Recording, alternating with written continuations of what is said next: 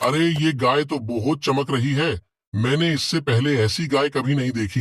ये तो सोने की लग रही है। अब वो गाय फसल खाकर सूरजपुर नाम के गांव में दो किसान रहते थे। रमेश और सुरेश दोनों पड़ोसी थे। रमेश बहुत ही क्रूर व्यक्ति था। उसे अपना जरा सा भी नुकसान बर्दाश्त नहीं होता था। वही सुरेश शांत स्वभाव का व्यक्ति था। एक दिन रमेश के खेत में गाय आके फसल खाने लगी तो रमेश ने उसे बहुत मारा, इतना मारा कि बेचारी अधमरी सी। तभी सुरेश आकर उस गाय को बचाता है और गाय को अपने साथ घर ले आता है और उसकी बहुत सेवा करता है। कब गाय पूरी तरह से ठीक हो गई तो सुरेश ने उसे भेज दिया। ऐसे ही कुछ दिन बाद सुरेश की फसल को रोज रोज कोई पशु खा जाता था। इस बात का पता नहीं चल पा रहा था कि फसल कौन खा रहा है। सुनो लता, पता नहीं नहीं हमारी फसल को रोज रोज कौन खा रहा है। मुझे तो कोई नजर ही नहीं आता। आप एक काम कीजिए, आज रात आप खेत पर ही रहिए और नजर रखो कौन आता है। हाँ, तुम सही कह रही हो। अब सुरेश खेत पर चला जाता है। आधी रात हो गई, ठंडी ठंडी हवाएं चलने लगीं और सुरेश को नींद आ गई। अब अगले दिन सुबह सुरेश की आंख खुली तो उसकी फसल को फिर से कोई खा गया था। सुरेश घर जाता है। क्या हुआ, पता चला कुछ? हमारी फसल कौन खा रहा है? सुरेश सर झुका लेता है। नहीं पता चला। पता नहीं मुझे कैसे नींद आ गई और मैं देख नहीं पाया। फसल बोने में और पकने में कितना टाइम लगता है, और तुम हो कि थोड़ी सी देर नजर नहीं रख सकते। हमारा कितना नुकसान होता है रोज। आज रात चाहे कुछ भी हो जाए, पर सोना मत, नींद आए तो मुंह धो लेना। सुरेश मन ही मन खुद से बात करते हुए खेत की तरफ चला जाता है। आज चाहे कुछ भी हो जाए, पर सोऊंगा नहीं। अब सुरेश खेत में बैठकर नजर रखने लगा। जब आधी रात हो गई तो सुरेश को नींद आने लगी।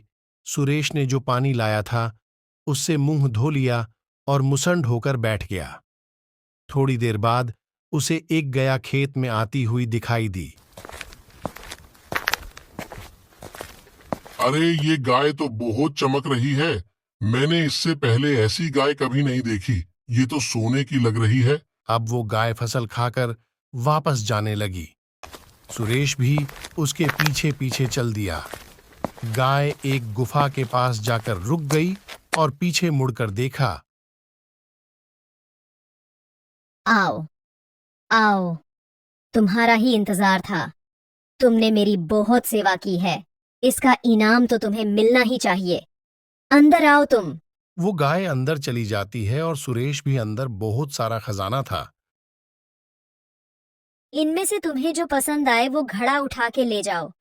तुमने मेरी बहुत सेवा की है और मैं रोज तुम्हारे खेत में फसल खाने आऊंगी। उसके बदले में तुम रोज मेरे से सोना ले जाना। लो, लेकर जाओ अभी।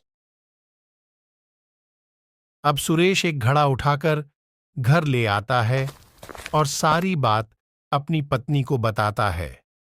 लता भी बहुत खुश हो जाता है। अब ऐसे ही कुछ दिन निकल जाते हैं। सुरेश और लता अमीर हो गए थे। उन्होंने अपना बड़ा घर बनवा लिया था। इस बात से रमेश बहुत परेशान था। अरे भाई सुरेश, हमें भी तो बताओ, तुम्हारी कामयाबी का राज। तुम इतनी जल्दी अमीर कैसे हो गए? रमेश, मेरे खेतों में रात को एक सोने की गाय फसल खाने आती है। उसी ने मुझे सोना दिया है। आज रात फिर मेरे खेतों भी आएगी, पर मैंने तो अपने खेत के चारों तरफ बिजली के तार लगा रखे हैं। अभी उनको जाकर हटा देता हूं। अब रमेश अपने खेत में जाकर उन बिजली के तारों को काट कर हटा देता है और रात वहीं बैठकर गाय को देखने लगता है। थोड़ी देर बाद वो गाय रमेश के खेत में फसल खाने आती है और थोड़ी देर बाद खाकर जाने लगी। रमेश भी उसके पीछे पीछे चल दिया। वहीं गुफा के पास जाकर रुक गई और पीछे मुड़कर देखा। आओ, तुम्हारा ही इंतजार जा था। तुम्हें याद वो दिन जब मैं तुम्हारे खेतों में फसल खाने गई थी? तब तुमने मुझे कितना मारा था। मैं लगभग मर ही गई थी। वो तो सुरेश ने मुझे ले जाकर मेरा इलाज किया, तब मैं बच पाई। खैर छोड़ो, तुम्हें भी इसका फल मिलेगा। तुम ये घड़ा ले जाओ अपने साथ। रमेश नीचे देखता है। वहां एक घड़ा लाल कपड़े से बंधा हुआ है। रमेश उसे उठाकर अपने साथ घर ले आता है और उसे खोलने लगता है। उसे खोलते ही उसमें से बहुत सारी मधुमक्खियां निकलती हैं और रमेश को काट लेती है। रमेश का चेहरा काटने की वजह से पूरा खराब हो जाता है। रमेश सुरेश के पास जाता है। तुमने मेरे से झूठ बोला कि उस घड़े में से सोना निकलेगा, पर उसमें से तो मधुमक्खियां निकली है। देखो, उन्होंने मेरा क्या हाल बना दिया। ये सब तुम्हारे ही कर्मों का फल है रमेश। याद है तुमने उस दिन उस गाय को कितना मारा था?